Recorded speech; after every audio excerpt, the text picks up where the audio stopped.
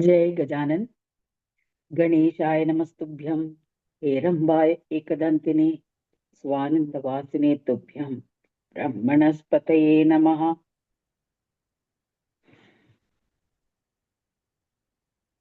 Jai Gajanan.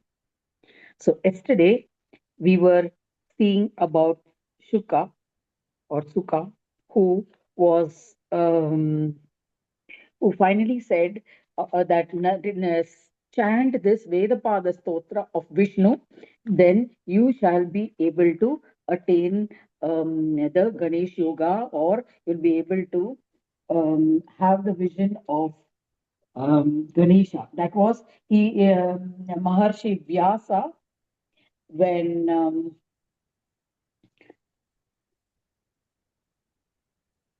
Sukha finally went to Maharshi Vyasa, because he could not, he had got all the knowledge of the scriptures from Veda Vyasa, but finally, when he did not attain the Shanti Yoga, he went back to Vyasa, and Vyasa gave him that stotra of Vishnu, who Vishnu had chanted that stotra when Ganesha had manifested before him, and he had attained the knowledge of Shanti Yoga, which he practiced and became a Ganapatya. So that was what we saw yesterday about Veda Vyasa, Parashar's son, and his sons, that is Sukha. Today we shall see about the story of Gautama. Gautama was the there was Muni Angiras. Angiras, he had three sons. They were all Ganapatyas. Uttaya was the eldest son. Second son was Brahaspati, and the third son was Samvarta. Now, Gautama's story is a part of the story which will come later on as I narrate this one, because Gautama was in this lineage of Angiras. So we begin from the beginning. Angiras, if you remember, Mudgalacharya was born as a son to Angiras Muni, which we had seen much earlier. So now Mudgalacharya is narrating this story about Muni Angiras. Muni Angiras had three sons who had the Utatthya was the eldest, second was Brahaspati, third was Samvarta. Now Utatthya was learned in the beginning only. He was already attracted towards the study of scriptures, and so he attained proficiency much early and became a Ganapatya. Then came second son Brahaspati. Now Brahaspati, he practiced yoga sequentially, and he followed Shiva. He was a Shaivite. Now Samvarta, the third son followed Yoga Shastras, and he was practicing yoga somewhere. He was not in the kingdom or in the ashram as such. He separated himself much earlier as a small young lad itself, and started practicing yoga shastras. Now Brahaspati, the second son, as we know, Brahaspati was the guru of the gods in Swargaloka. So this Brahaspati, when he was born on earth, now this we are talking of a time period when gods took birth on earth as sons of Rishis. These Rishis were the mind-born sons of Brahma himself. So they were sattvic in nature.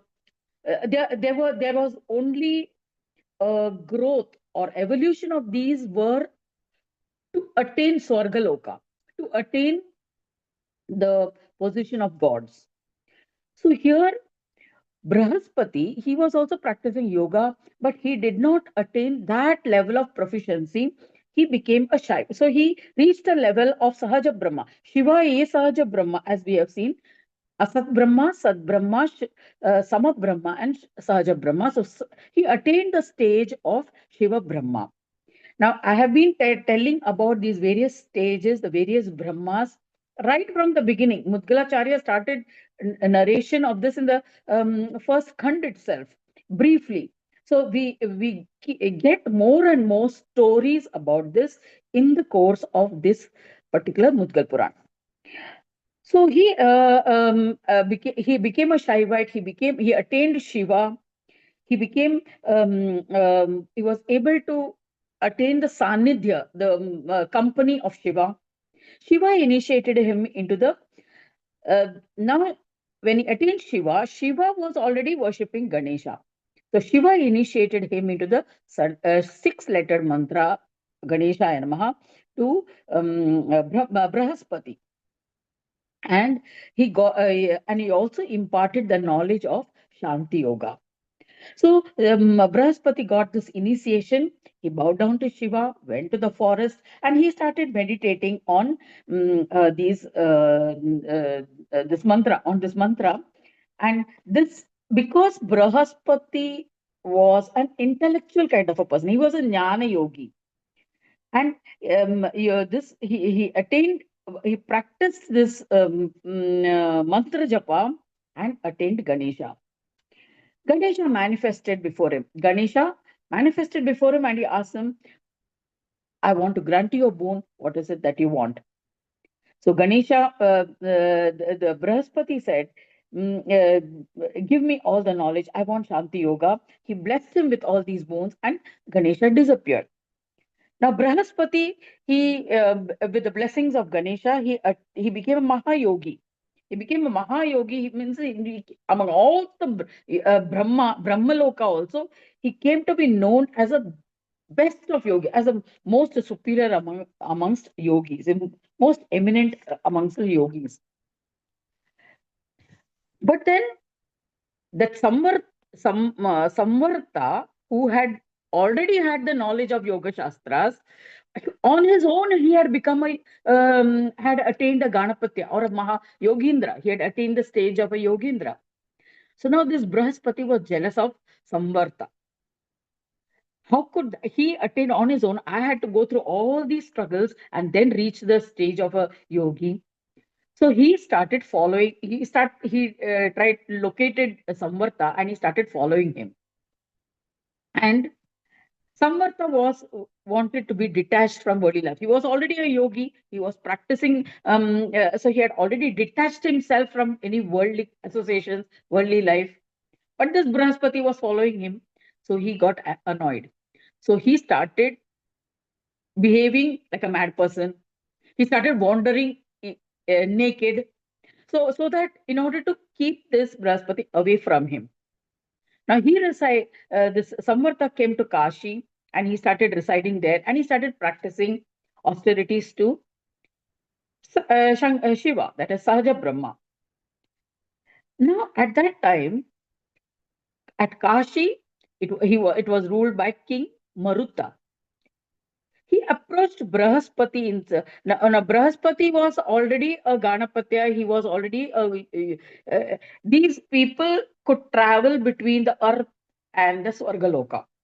So Brahaspati was a guru to gods in Swargaloka. So King Marutha, what he did, he called Brahaspati. He went to Brahaspati and told him that I'm going to conduct a yajna. I want you to be presiding priest for that yajna. Now, when this King Marutha has gone to Brahaspati, the guru of gods, Indra got frightened. Indra felt that if this Marutha, if Brahaspati is going to be the chief priest and he performs 100 such yagnas, he will take my position. Indra is always afraid of his throne. He's always afraid of losing his position. So he advised Brahaspati, don't accept this proposition. Don't go as a main priest to King Marutha. If you decide whether you want to be on the side of Guru or on Devas, or you want to go to earth and go and help the human beings. With whose side are you? Now see, in those days, the gods, Devas, Daityas, and human beings. These three, there was always conflicts for superiority in these people. Humans, though they were weak physically, not that powerful in terms of having possessing powers like Devas and Daityas. So they were normally ruled upon.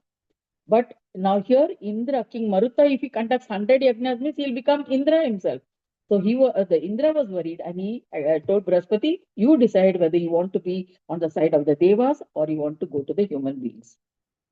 So Brahaspati, naturally, being the guru to Devas, is much better position. So he declined the invitation. Now King Maruta returned to earth, and he was dejected that Brahaspati has refused his invitation. So, so he was a bit worried. So he didn't know what to do. At that time, Narada Muni came. Narada Muni, we know that he's an eternal communicator. He can't stay in one place for more than two muhurtas, that is 48 minutes plus 48 minutes. So he came and he told him, he knew the story that Brahaspati was prevented from going by Indra. So he came and told the king, this Brahaspati has a brother, Samvartaka, who is also equally good. He is as efficient. He will be able to conduct the yajna as well as Brahaspati. So go to him. But you will find one. He warned him, of course. He said you will find him naked, wandering around, praying praying to Shiva in near Shiva temple. So you can approach him by saying, by every morning he goes to uh, darshan of Shiva in the Shiva temple after having a bath. So how to identify him? Who is Samvartaka? Now the king doesn't know who is Samvartaka. So because he had detached himself from the worldly place. So he says, you put a dead body of an animal in front of the entrance of the temple, and he will not cross that dead body. So you will know that he is Samvartaka. So he agreed. The king did as he was told very obediently, naturally, Dharmic king. So he did as he was told, and he located Samvartaka. And he told Samvartaka that I want you to be the priest at my yajna. So this Samvartaka discouraged him. He tried to avoid him in various ways. He refused. He says that he was giving some excuse or the other. But then the king persuaded him and he said, see, this is what happened. He told the whole story, what had happened. And at the advice of Narada, I've come to you that you should perform the yajna, so you should come. So finally, he agreed. He agreed and he agreed to become the chief priest for the yajna. So when Brahaspati came to know of this, he approached Maruta and he said, see, that Samvarta is my elder brother. Um, uh, um, I am his elder, means he is my brother. So you better let go of that brother. Otherwise, Indra will be displeased with me. Because Indra didn't want him to conduct the yajna. So you let go of my brother. Don't ask him to perform the yajna. So Brahaspati, he tried to discourage like this, but he was not but again, when Indra came to know that this is what has happened and Brahaspati's efforts were not succeeding, Indra threw the Vajra, the thunderbolt, the weapon that Vajra, which is there, which is the main weapon of Indra. He threw that weapon at Samvarta. But Samvarta had yogic powers. He could simply stop the Vajra from hurting him and it became ineffective. So Indra got frightened and he said, oh God, this fellow is very powerful. So he kept himself away. Finally, Samvarta performed the yajna.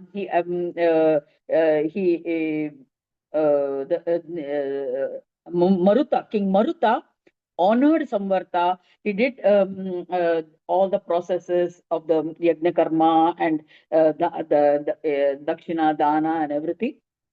After completing the yajna, Samvarta returned. He returned and he started meditating as usual, went into states of samadhi, and he took the mantra of Shiva. and he became a Swadhina Shankara Brahma. That is, Swadhina, he became one with Shiva. He became one with the being of Shiva. And then Shiva and after that, he naturally, with that, he merged with Shiva and he attained the peace bestowing Shanti, because Shiva himself had become an embodiment of Shanti Yoga. Then what he did, Angiras, after attaining that state, now see, all these states can be attained when in the human body. You don't have to give up the human body. It is not that you attain that state after you're dead. So he was in that state, and after that, means when you attain a certain position, you're satisfied. You don't want anything more. So finally, he decided to settle down at Mayura Kshetra, that is Bhuswananda, on earth. Swananda Loka is the Loka of Ganesha. Just as Vaikunta is of Vishnu, Kailash is of Shiva, Swarga or Brahmaloka, Satyaloka is of Brahma. So also of Ganesha, it is Swananda Loka. Swananda Loka is beyond Kailash. But on earth, the Swananda, just as we say, Kailash Parvat is on earth, Shivalok, Kailash, although it is somewhere in heaven, Kailash, on earth, Kailash is in near the Himalayas. Like that. So on earth, Mayur Kshetra in Morgaon in Maharashtra is the Swananda Loka, the Swananda Loka on earth. So next time when you go to visit Ashtavinayak Yatra or something, remember to begin from Morgaon. Morgaon is the Bhuswananda Loka. It is a main Ganpati, Swayambhu Ganpati. So Bhuswananda, he came, and Samvarta came and settled down in Mayur Kshetra on the Bhuswananda earth and remained permanently there. Now in Angiras lineage, several other descendants happened. They all became Ganapatyas. Normally, in a Ganapatya family, all become Ganapatyas are born in that same family. Dirghatmas, his sons and others performed uninterrupted austerities to Ganesha. These were from the lineage of Angiras. Among them, one in the lineage was Gautama. Today's story may be a little long, but I want to uh, do the whole story. Why? Because it takes us even to the present day. Right from Angiras, that is right from Manasputra Angiras to the entire lineage in Angiras family. In that lineage, Gautama was one well-known person.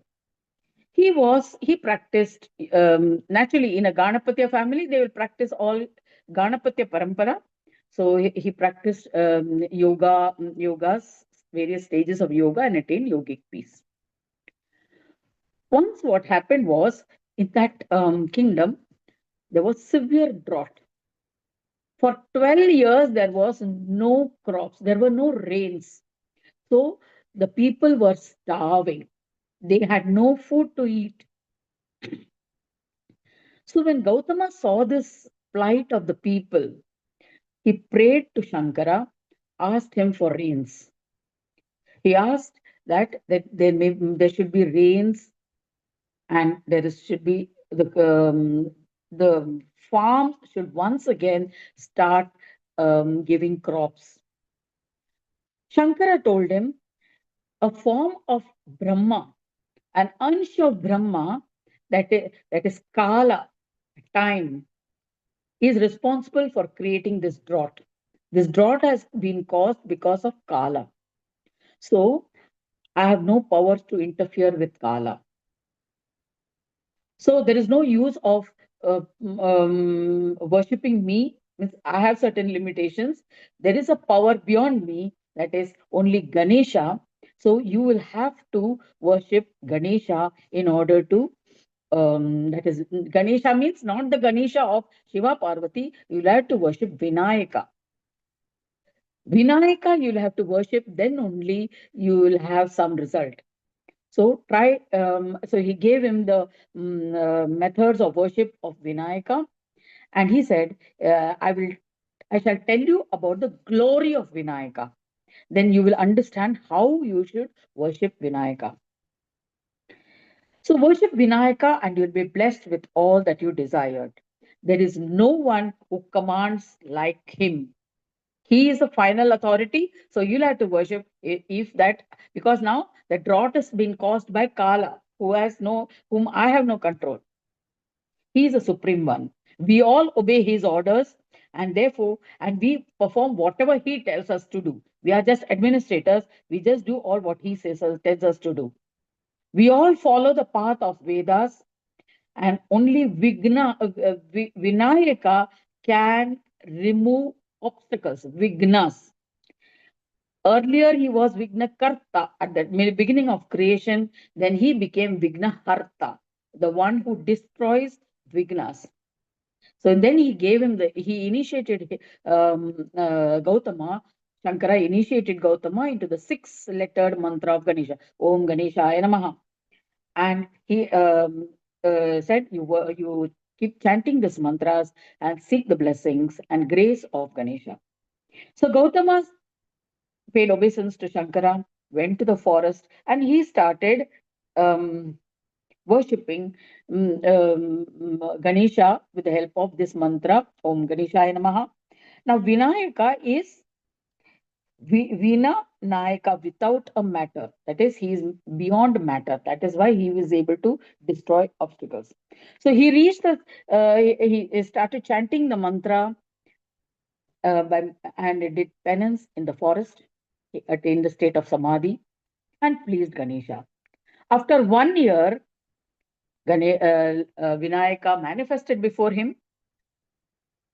Gautama was ecstatic. He did namaskar, pranams to Gananayaka. He chanted the Atharva Shirsha. Ganesha was pleased. He said, Gautama, ask for whatever you want. So Gautama said, make me a complete Ganapatya. O Lord Vinayaka, my only wish is that this my land has been struck by this famine, this drought. We have been suffering for 12 years, and there has been no food for our people. We have so many people are dying. So please, Vinayaka, please banish this calamity that has fallen on our land. So Ganadiksha tells him, O eminent Muni, whatever you wish for is granted. Tathastu. What you should do is the seeds that you will sow today. Today, what you will sow, he blessed him. How he blessed him? Tonight, what you sow the seeds will yield a crop next morning, and that crop you feed all the people in your kingdom, in your land. Next morning, it will be sufficient to feed all the people in your land. And anyone who comes to your ashram will be liberated from this calamity of the drought, and they will live happily. And you will always be devoted to me. By my grace, you will become the bearer of absolute peace. He granted these boons. Ganesha disappeared. Gautama returned to his ashram. In his field, he sowed these seeds. Next morning, there was a crop. And people from the villages, from the neighborhood, they saw that these crops had grown in his ashram land. They all went to him. Gautama fed them with that crops, and they were means their hunger was satisfied. So soon, this Gautama's fame spread amongst all the people by word of mouth. More and more people came to know of this. That the previous night he's sowing the seeds, next day he's having the crops, and he's able to feed all of us. So in this way, Gautama was feeding the people of the land every day. He went on feeding the people, and all people of all types, means even the rich people came to him, because the drought was still there. They were not able to do. But Gautama, because of blessings of Ganesha, he was able to grow these crops. And so many people came to his ashram to take benefit of this food. So this went on for another 12 years. For 12 years, Gautama was just sowing seeds. Next day, crop was coming, and he was feeding the people. All the people who came to the ashram got food. So when he did this, Gautama earned a lot of punya.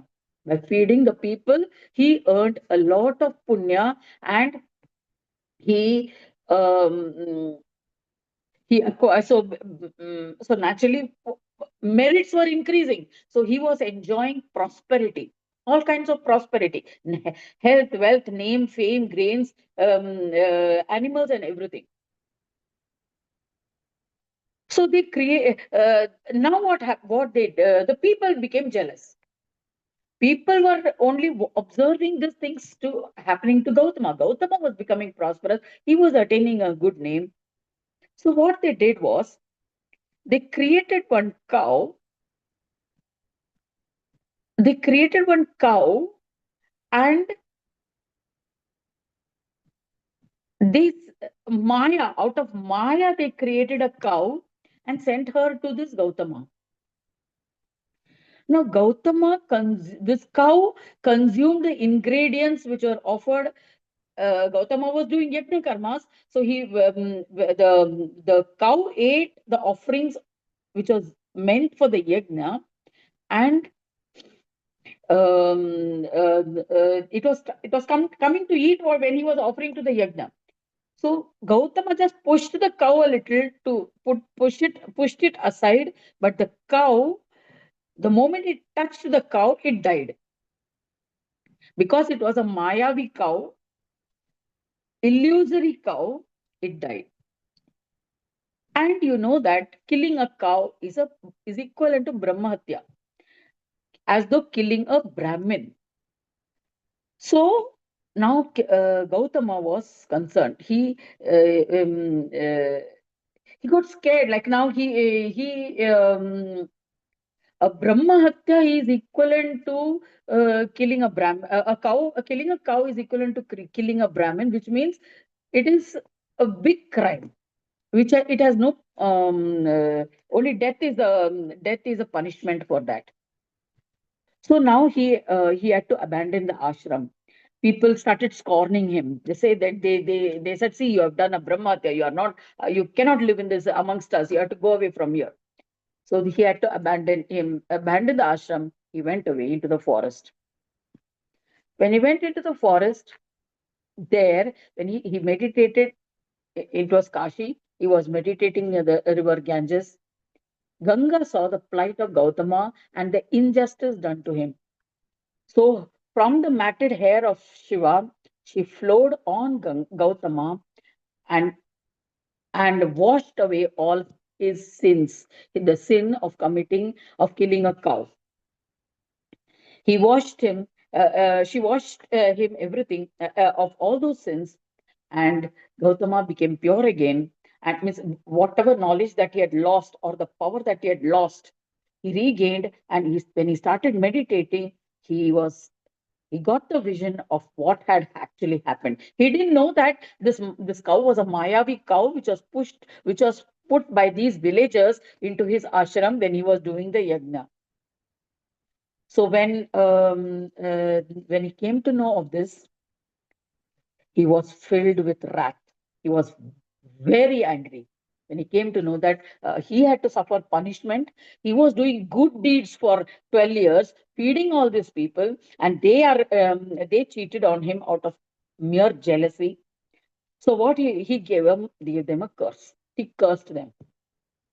Those ungrateful, pronounced a curse on the Brahmins.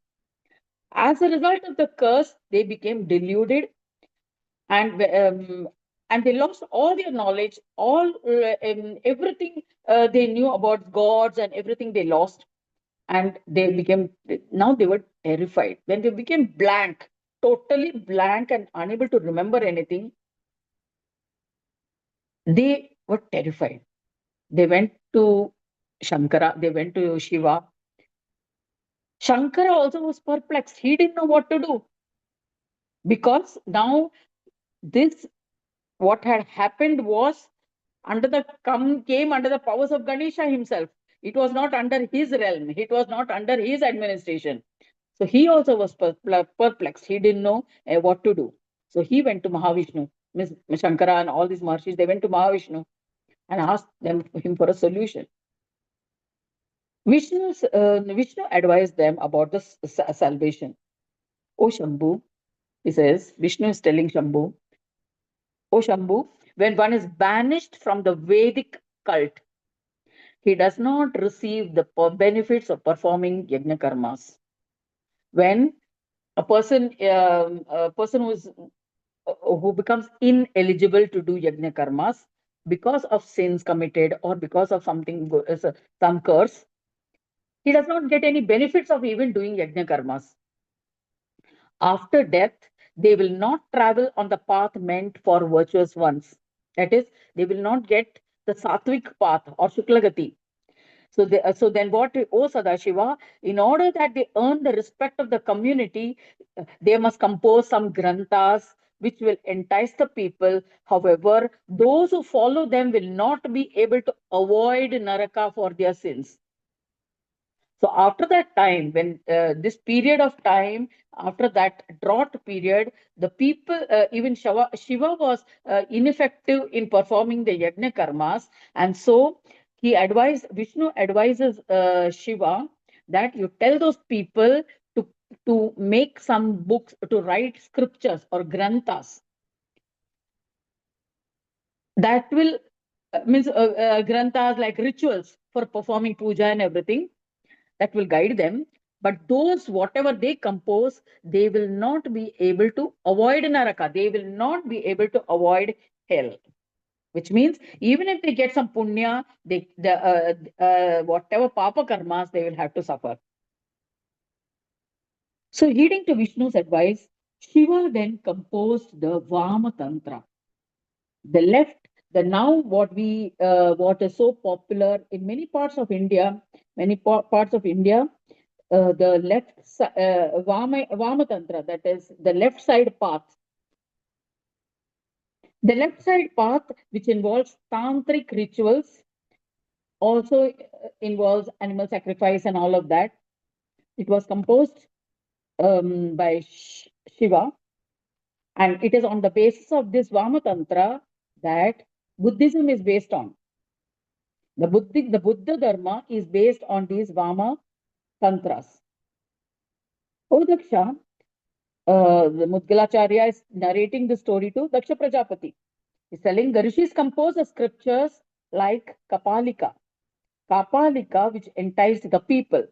Kapala, if you know, there is a Kapalishwar temple in Chennai, in Mylapore. In Madras, there is a temple called Kapalishwara Kovil. There, that Shiva is worshipped as one who has cut off the skull, and in that skull he is begging. That is the form of Shiva they are worshipping. Now Kapala, that head which was which had become the skull, which was used as a bowl to beg, was a skull of Brahma. The fifth head of Brahma, which Shiva had cut off as Rudra. When Shiva had assumed the incarnation as Rudra, if you have read Shiva Purana, he had cut off the fifth head of Shiva, of Brahma, because that head was talking against the Vedas.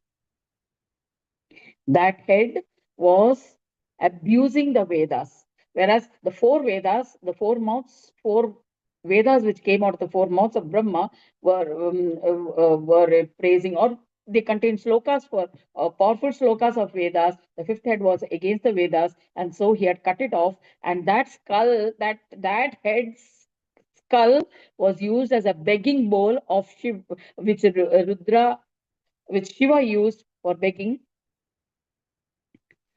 And in that sect or community, Shiva is worshipped wearing a garland of skulls and drinking and eating from them. So Shiva and Vishnu also explained to the ungrateful Brahmins these Brahmins who were in front of them, who had come to them for solution. They told them that the benefits of this, they said that these scriptures that we have given you, you will not earn any merits in this or other world, and hence will be deserving of hell.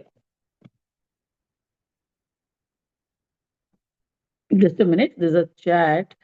Just what? The Morish. Oh, no, Moreshwar. Okay, you had mentioned that. I thought it was some other comment. Yeah, Morgaon, Moreshwar, Mayureshwar. So, the people who chant these slokas of this particular what we have given you, they will not earn any merits, but it will, if you commit sins, they will definitely, you will have to go to Narak. And followers of this path will be deserving of Raurava. Raurava is the name of the Naraka where you will go. Oh Lord, but in the next Krita Yuga, they will become purified. So those who are following the left side, Vamapata, Vamatantras, remember that this is what has been proclaimed by Shiva and Vishnu. But in the next Krita Yuga, following Krita Yuga, you will become purified and you will attain liberation. You'll follow the path of yoga and liberation. Therefore, these Shastras were composed by Shiva and others for redemption of the corrupted Rishis and Munis. These Rishis and Munis who had used their knowledge to create a Mayavi cow. In order to punish them, this Vamatantra was created. Today, this Vama Tantra, the left-sided tantrics, they use it to gain these powers, Mayavi powers, black magic, all kinds of. They do get those powers whenever, as long as they are alive. But when it touches a pure person, it will boomerang on them. That they forget, and for immediately they may attain success, so-called success, and then afterwards they themselves will have to suffer that, not only in hell but on earth itself. The wise ones must never be enticed by these scriptures. The shastras that are based on Vedas will always bestow happiness. That is the benchmark. It will always trigger happiness, or it will always bestow happiness. Shastras which are not supported by Vedas may be enchanting. It will enchant. You can make a cow speak or a parrot speak, or you can convey messages through animals and things like that. But they are not. They will only lead to hell. Shastras composed as a result of a curse pronounced by Gautama are terrifying. Anyone keen on escaping the evil effects of Kali must stay away from them. There will be an abundance of sinful Maharshis in Kali Yuga. They will advocate the Vama path, left-sided path, or black magic. Devotees must never accept such teachings. One who listens or reads to the glory of Gautama will be absolved of sins, but both here on earth and other lokas, and attain happiness. So this is the story of Gautama. It is not a story, it is in reality. We can see many instances around us which is being used, misused, and used to a very great extent, to a very widely used as well, I must say, which is creating havoc. It is creating untold harm to innocent people. The floods, the the landslides are all the boomerang of these tantric practices which common people are facing. We cannot point as to who has done, but it is causing a lot of harm around us, which is very visible. So sometimes the stories that come up in the scriptures come at the very right time. So this ends the 36th chapter of the legend of Gautama in the second khand of the Purana Upanishad, Srimad Mudgal Puran of Ganesh Yogendra Maharaj. So for the next few minutes, let us meditate.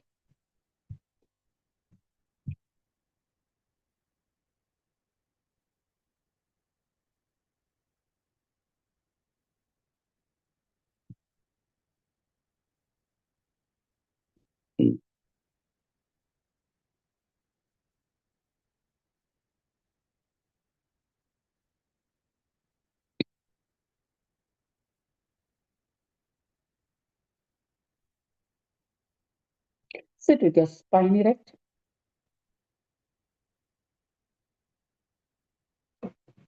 legs firmly planted on the floor, hands on your lap, palm facing upwards, eyes gently closed.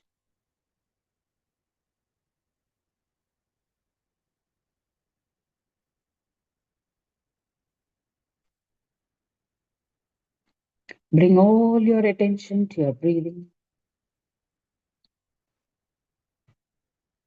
or what you have heard so far this morning.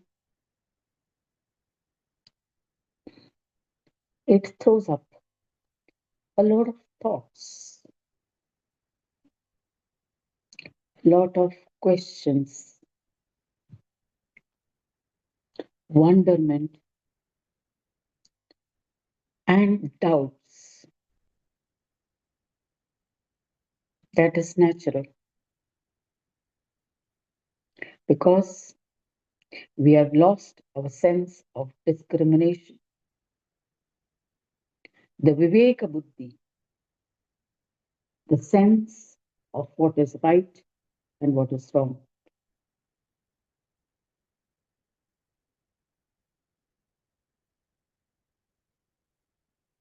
It's because our energies are not in balance.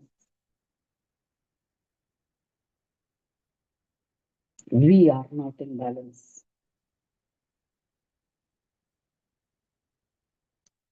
We are swayed, carried away by whatever is thrown at us. Anyone can hoodwink us.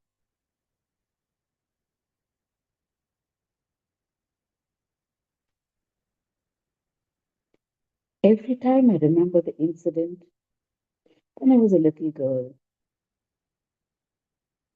maybe I was just about 5 years old. It was the occasion of my aunt's wedding, my mother's younger sister.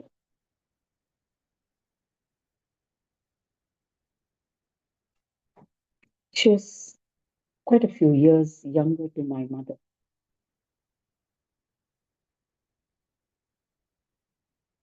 Maybe the youngest sister. There were four sisters, so the youngest wedding I could attend.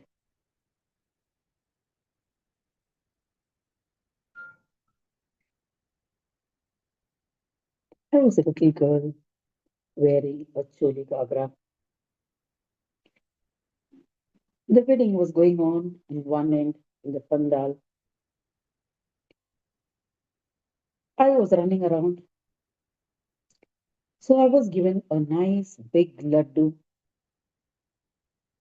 so that I will be quiet.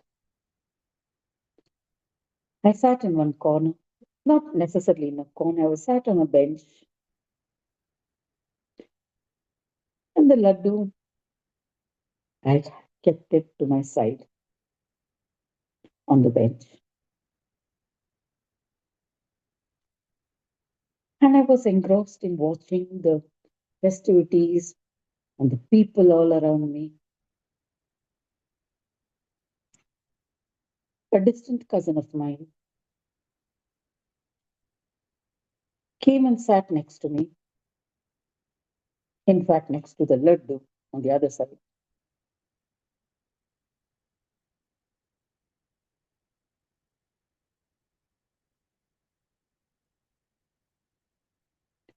And he said, Uma, nice laddu, nice. You didn't eat? I said, I'm not hungry right now. I'll eat later. And I kept watching the wedding festivities, people enjoying themselves. And I sat innocently there. After some time, my cousin was gone and the laddu was gone.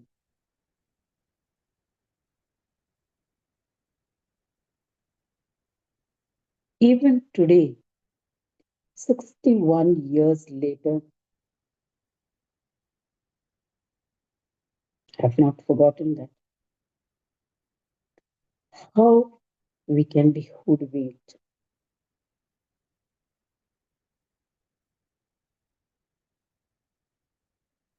If I can remember it today, it's because that hurt has been revived over and over again during this whole period of being hoodwinked in life. People seizing, taking away what is due to me, all credits due to me, all monetary benefits due to me. What I should have got has been taken away from me.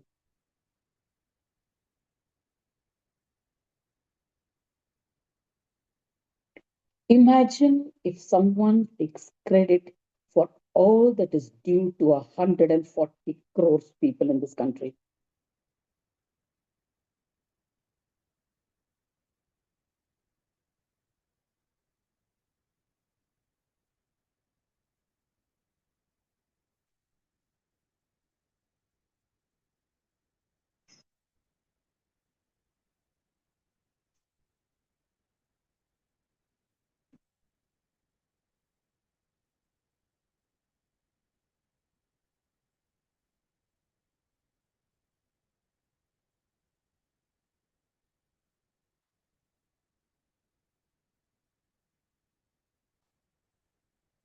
So that's why it is often said a king not only gets credit for all accomplishments of the land, but he also has to bear the suffering of the people of the land. The sins also go to him, and according to the Shastras, 1/8 of the sins of the people also go to the king of the land. Just as 1/8 of the earnings go as tax to the king, so also 1/8 of the sins go to him.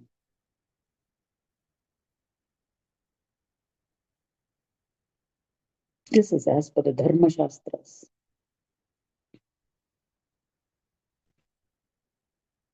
So actually, the Dharma of this land, the Sanatana Dharma, the eternal Dharma never fails.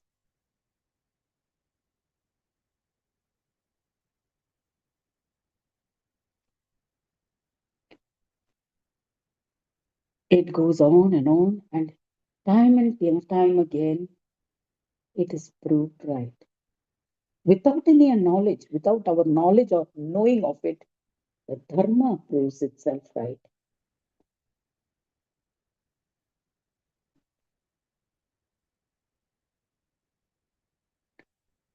Today we feel annoyed.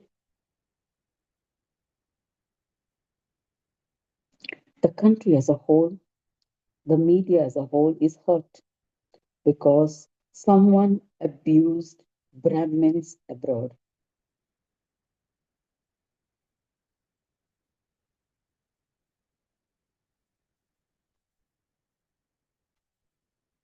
All money, all wealth is going to the Brahmins, they say. That's why their country has become bankrupt. All their wealth is going to Brahmins in our country. That's their claim.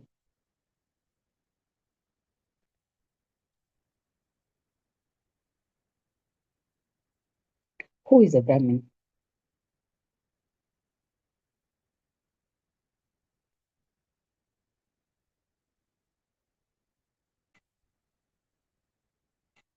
Brahmin is one who walks the path of Brahma.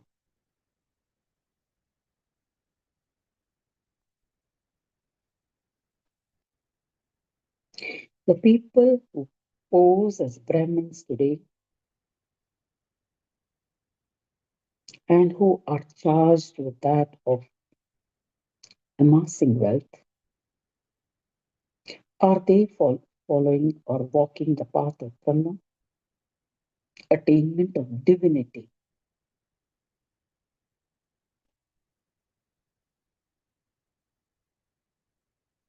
There's no comparison, is it?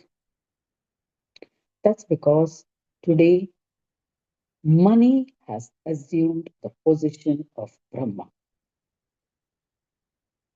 Money is everything.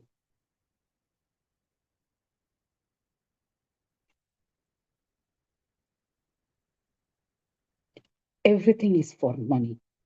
Everything is defined in terms of money and wealth.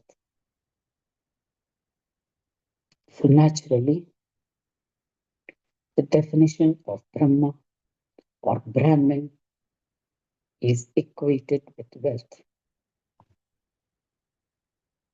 So Brahmins of this country, the true Brahmins of this country need not be afraid of losing their positions, of being insulted, because the definition of Brahmin has been interpreted differently.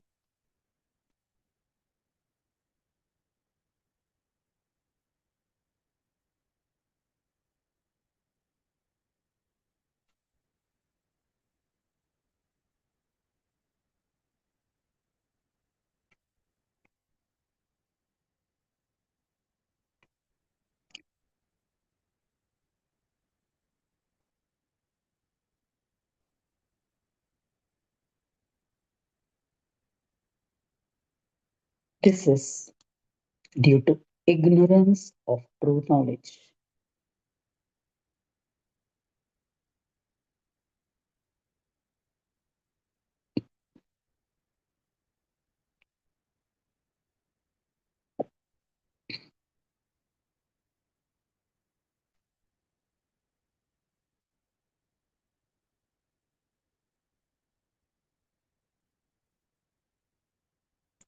When education becomes a business,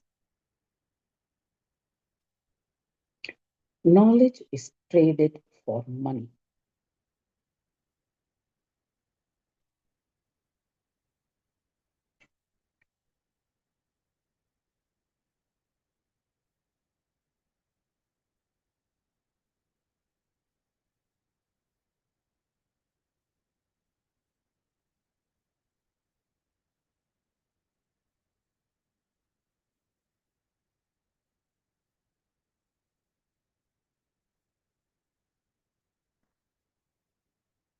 That can never give wisdom. It will camouflage, it will blind the Viveka Buddhi.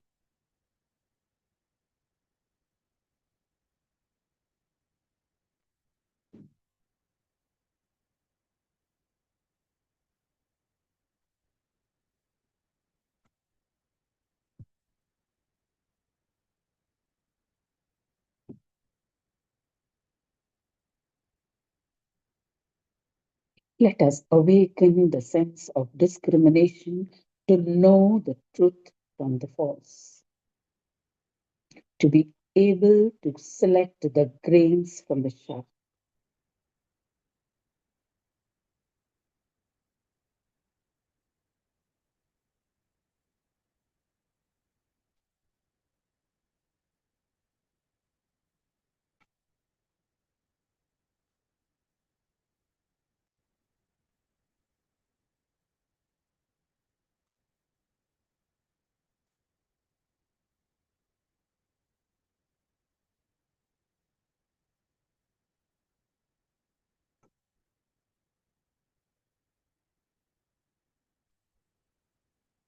As we contemplate on the condition we are in,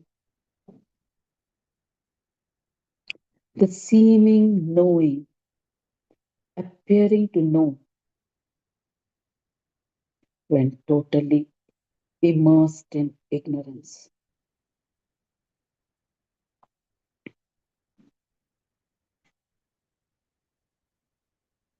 May this awareness of not knowing become the light to pursue the real knowing.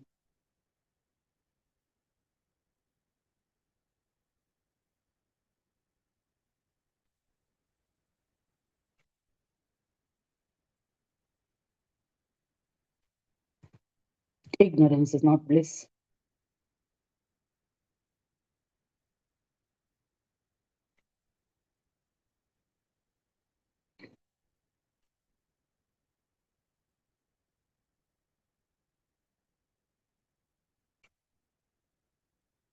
We are taught since childhood because Renan Martin contains the grammar book, contains the statement, ignorance is bliss.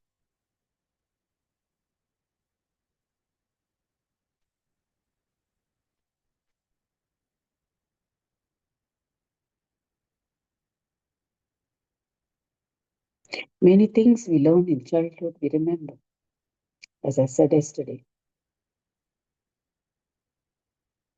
So also we know through experience the statements that were false.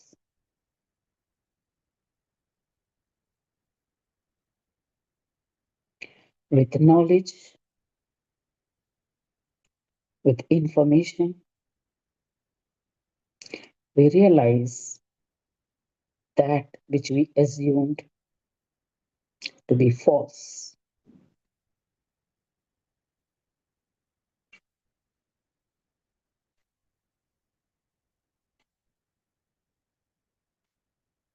We realize that much of what is told to us may be false. This is what makes us question, inquire whether this is right or whether this is wrong.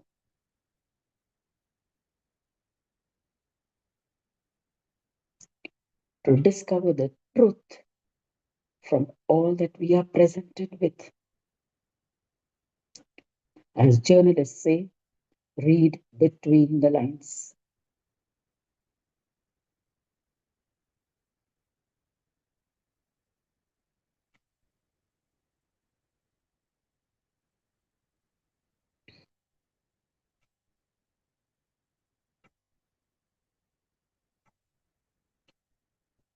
Trying to ascertain what is not said or what is left unsaid.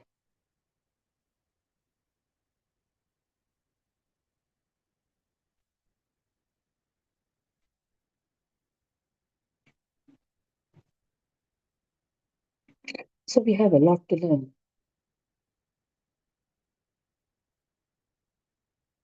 Every day seems to be a new beginning.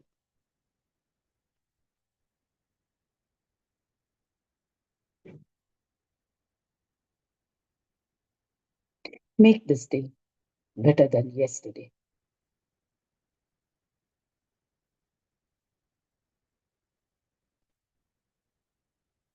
Take a nice deep breath.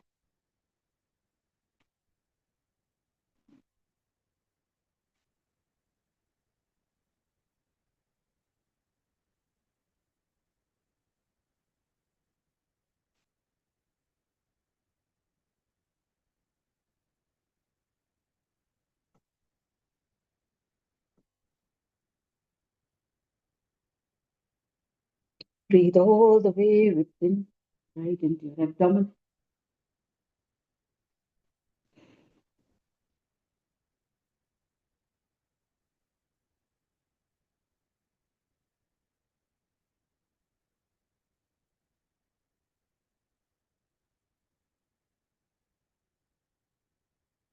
Take your fingers and your toes. Rub your hands together. Cup your palms, place it on your eyes. Gently rub your face.